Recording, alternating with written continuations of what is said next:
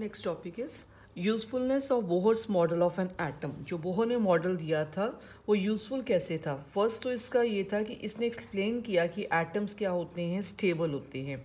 It explains the stability of an atom.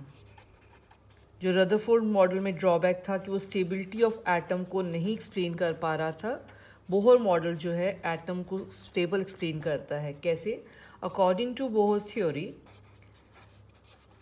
Electron move कर रहे हैं ऑर्बिट्स में, और जब तक उस ऑर्बिट में इलेक्ट्रॉन मूव करेगा ना वो एनर्जी गेन करेगा ना वो एनर्जी क्या करेगा, लूज करेगा। An electron can not lose energy as long as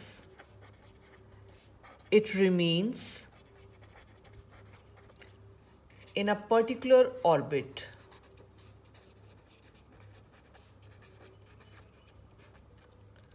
So there is no question of losing energy continuously and falling into the nucleus. अगर हम कहते हैं कि यहाँ हमारे पास न्यूक्लियस है और इसके अराउंड जो है इलेक्ट्रॉन्स मूव कर रहे हैं, इस शेल में मूव कर रहे हैं, इन सर्कुलर पाथ में मूव कर रहे हैं, तो बोहर्स के अकॉर्डिंग जब तक इलेक्ट्रॉन इस पाथ में मूव करेगा it can not lose energy as long as it remains in a particular orbit. तो कोई क्वेश्चन नहीं है कि इलेक्ट्रॉन जो है वो एनर्जी को लूज करके न्यूक्लियस के पास आएगा और न्यूक्लियस में फॉल करेगा। सेकेंड पॉइंट है, ये एक्सप्लेन करता है line spectra of hydrogen. It explains the line spectrum of hydrogen। जो हमने हाइड्रोजन का एमिशन स्पेक्ट्रम पढ़ा है उस स्पेक्ट्रम को बोहर मॉडल जो एक्सप्लेन करता है। रदरफोर्ड जो था वो कोई भी लाइन स्पेक्ट्रम एक्सप्लेन नहीं करता था। अब कैसे एक्सप्लेन कर रहा है लाइन स्पेक्ट्रम ऑफ हाइड्रोजन को? बोहर थ्योरी के अकॉर्डिंग इलेक्ट्रॉन जब जंप करता है, इलेक्ट्रॉन जंप करेगा, सिर्फ ऑर्बिट्स में जंप करेगा इलेक्ट्रॉन। तो एक ऑर्बिट से जब दूसरे ऑर्बिट में इलेक्ट्रॉन जंप करता है, अगर लो से हाई में जाएगा तो इन दो लेवल की एनर्जी का डिफरेंस, इतनी एनर्जी उसको क्या करनी पड़ेगी, गेन करनी पड़ेगी। फर्स्ट ऑर्बिट में एनर्जी सपोज कर लो E1 है, सेकेंड ऑर्बिट में इलेक्ट्रॉन की एनर्जी E2 है, और थर्ड ऑर्बिट में एनर्जी कितनी है, E3, जिसका फॉर्मूला भी दिया है बोहर ने एनर्जी को कैलकुलेट करने का। तो E1 और E3 माइनस E1, इन दो लेवल की एनर्जी का डिफरेंस, इतनी एनर्जी इलेक्ट्रॉन को अब्जॉर्ब करनी पड़ेगी इलेक्ट्रॉन को जंप करवाने के लिए फर्स्ट से थर्ड ऑर्बिट में। सिमिलरली अगर इलेक्ट्रॉन को थर्ड ऑर्बिट से किस में आना है, फर्स्ट ऑर्बिट में, तो इन दो लेवल की एनर्जी का डिफरेंस, इतनी एनर्जी वो क्या करेगा, एमिट करेगा। तभी इलेक्ट्रॉन्स क्या करेंगे, जंप करेंगे। जैसे ही इलेक्ट्रॉन ग्राउंड स्टेट से एक्साइटेड स्टेट में जाता है, एक्साइटेड स्टेट्स क्या होती हैं, अनस्टेबल, तो वापस इलेक्ट्रॉन एक्साइटेड स्टेट से जब ग्राउंड स्टेट में आता है तो एनर्जी एमिट करता है। वो जो एनर्जी है वो स्पेक्ट्रम में क्या आ जाती है, लाइन की फॉर्म में आ जाती है। This explains the line spectrum of hydrogen. तो जो एनर्जी एमिट कर रहा है या एब्जॉर्ब कर रहा है इलेक्ट्रॉन, वो difference in the energy of two levels है। जैसे मैंने फर्स्ट और कौन सा लिया, थर्ड लेवल लिया, which is equal to h nu, और न्यू फर्दर हमने पढ़ा हुआ किसके इक्वल होता है, सी बाय लेमडा के इक्वल होता है। तो this is the usefulness of Bohr's model of an atom. दोनों ड्रॉबैक जो रदरफोर्ड मॉडल के थे कि स्टेबिलिटी ऑफ एटम को एक्सप्लेन नहीं करता था रदरफोर्ड मॉडल, और स्पेक्ट्रम को एक्सप्लेन नहीं करता था, बोहर मॉडल दोनों जो उसके जो ड्रॉबैक्स थे उनको एक्सप्लेन कर पा रहा है, स्टेबिलिटी भी एक्सप्लेन कर पा रहा है, और लाइन स्पेक्ट्रम हाइड्रोजन का जो है उसको एक्सप्लेन कर पा रहा है। अब इसके बाद पढ़ते हैं limitations of Bohr's model of an atom. Bohr's model में लिमिटेशंस भी थी, कुछ चीज़ों को ये मॉडल भी एक्सप्लेन जो है वो नहीं कर पा रहा था। Limitations of Bohr's model of an atom.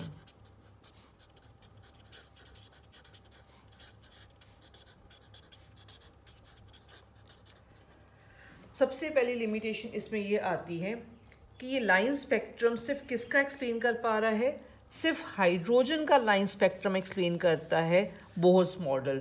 It could not explain the line spectra of atom जिसमें एक से ज़्यादा इलेक्ट्रॉन्स हैं। It could not explain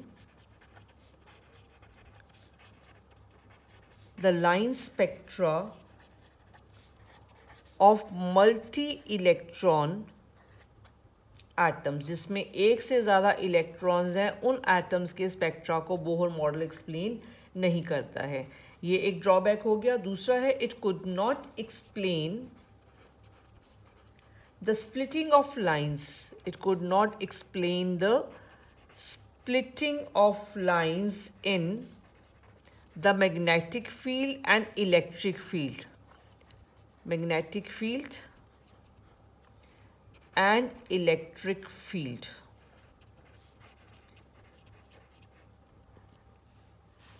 magnetic field में अगर लाइन स्प्लिट करती हैं तो उस इफेक्ट को कहते हैं ज़ीमैन इफेक्ट। तो ये ज़ीमैन इफेक्ट को एक्सप्लेन नहीं करता है। और इलेक्ट्रिक फील्ड में अगर लाइन स्प्लिट करती हैं तो उसको कहते हैं स्टार्क इफेक्ट।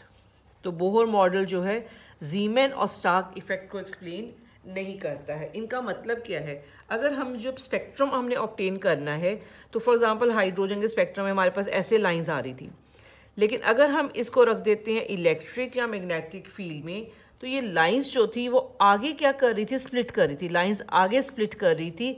ये लाइन स्प्लिट क्यों कर रही हैं आगे इन इलेक्ट्रिक एंड मैग्नेटिक फील्ड, उसको बोहर मॉडल एक्सप्लेन नहीं करता है।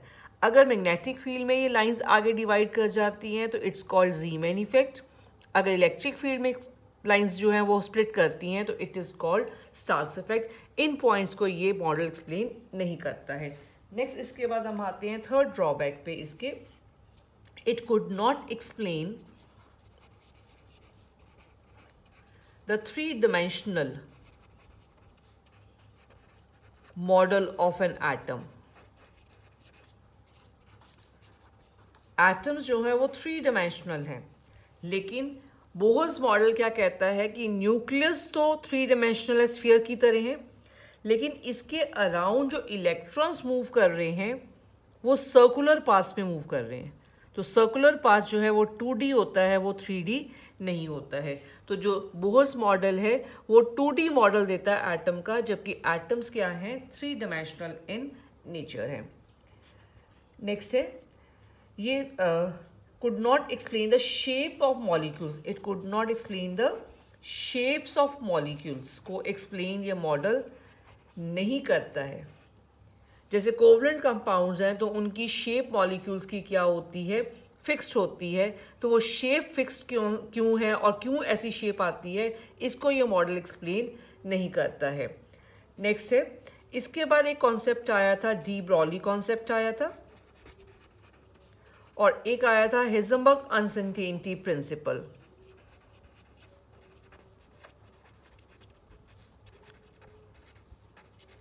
हेज़नबर्ग्स uncertainty principle. De Broglie concept जो एक्सप्लेन करता है डुअल नेचर ऑफ मैटर।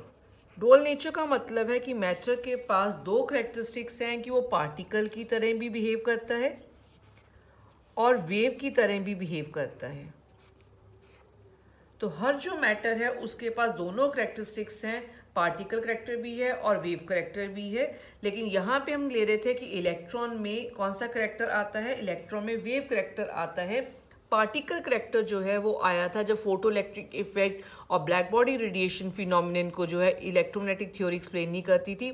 तो जो है हमने ये कहा था कि जो नेचर जो मैटर होती है उसमें पार्टिकल करेक्टर भी होता है।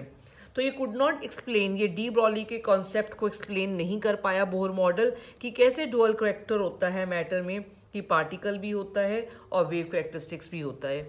और हेज़नबर्ग अनसर्टेनिटी प्रिंसिपल जो है ये तो रूल आउट ही कर देता है कि इलेक्ट्रॉन किसी फिक्स्ड पाथ में मूव कर सकते हैं।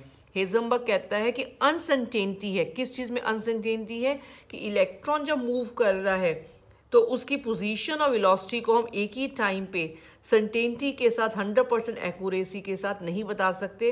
मतलब हमें ये नहीं पता है कि इलेक्ट्रॉन एक्चुअल में कहाँ पे मूव कर रहा है। तो इसने जो ऑर्बिट्स जो थे फिक्स सर्कुलर पाथ, जो हमने कहा था कि फिक्स्ड है सर्कुलर पाथ है, इसने रूल आउट कर दिया कि ऐसा कोई भी स्पेस नहीं है न्यूक्लियस के अराउंड जहाँ किसी फिक्स पाथ में इलेक्ट्रॉन्स मूव करते हैं। तो अगर ये दोनों के दोनों कॉन्सेप्ट इस चीज़ को रूल आउट कर देते हैं तो बोहर मॉडल में ये सबसे बड़ा ड्रॉबैक था कि इसने एक तो 2 dimensional मॉडल दिया था और इसने कहा था इलेक्ट्रॉन्स जो हैं किसी फिक्स्ड पाथ में मूव कर रहे हैं, जिसको उसने नाम क्या दिया था, ऑर्बिट्स का नाम दिया था। ये लिमिटेशंस हैं Bohr's model of an atom की।